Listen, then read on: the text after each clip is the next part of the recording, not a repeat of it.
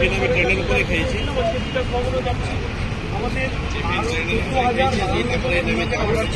হাইকোর্টের division bench থেকে সেই অর্ডারটা অলমোস্ট 90% কমপ্লিট হয়ে এখন বর্তমানে আমরা মানুষের ইউজ করে রয়েছি।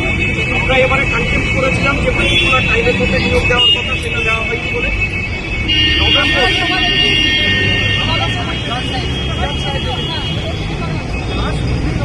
মধ্যে আমাদের মানুষের রিপোর্ট সাবমিট করতে বলা হয়েছে। এবারে আমরা যাচ্ছি চেয়ারম্যান সাহেবের কাছে, উনি বলছেন যে বিকাশ ভবনকে আমাকে ঠিক না দিলে আমি কি করে দেবো। বিকাশ ভবন যাচ্ছি, ওনারা বলছেন যে আপনারা চেয়ারম্যানের কাছে যান। এরকম করে আমাদের খেলাখেলি করা হচ্ছে।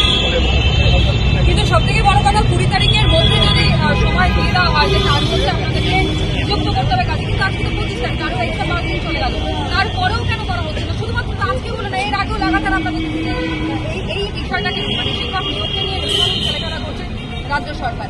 এর কারণটা কি? আদৌ কি তারা করতে চাইছে না বলে এটা হচ্ছে? এটা কে করতে চাইছে না চাইছে আমরা সেই দিকে তাকিয়ে নেই, আমরা কোর্টের দিকে তাকিয়ে রয়েছি। কোর্টের অর্ডার রয়েছে, আর এটা কেবল খালি কোর্টের রায় মানছে কোথায়? না মানলে তো কোর্টের রায় আমরা আবার কোর্টে যাবো। আমরা কি করবো? আমাদের তো কোর্ট ছাড়া তো আমাদের কোনো ওয়ে আউট নেই। আমরা সরকারের কাছ থেকে যেটুকুনি পাওয়ার দাবি দেওয়ার আমরা জানিয়েছি, ওখানে আমাদের দাবি পূরণ হয়নি বলে আমরা হাইকোর্টে গেছি। এবার হাইকোর্টে ডিভিশন বেঞ্চের অর্ডারটাকে চ্যালেঞ্জ করে 13টা এসএলপি সুপ্রিম কোর্টে দাখিল হয়েছিল। প্রত্যেকটা অর্ডার এসএলপি খারিজ হয়েছে। তার মানে এটা ডিভিশন বেঞ্চের অর্ডার নেই, এটা সুপ্রিম কোর্টের অর্ডার হয়েছে। তারপরেও এরকম করে চলছে আমাদের।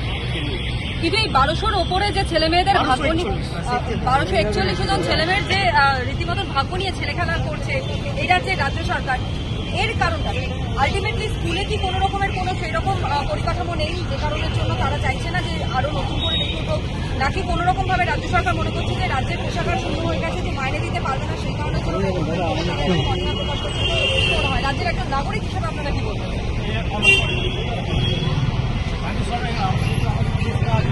রাজ্যের শিক্ষা দপ্তর তারাই তো করছে, কেস তো রয়েছে, তাহলে আপনারা আজকে যাচ্ছেন? আমরা যাবো, আমরা আমাদের প্রিন্সিপাল সেক্রেটারি জানাবো উনি কেন পাঠাচ্ছেন না আমাদের ম্যাচিং ভ্যাকেন্সি। আর রাজ্য সরকারের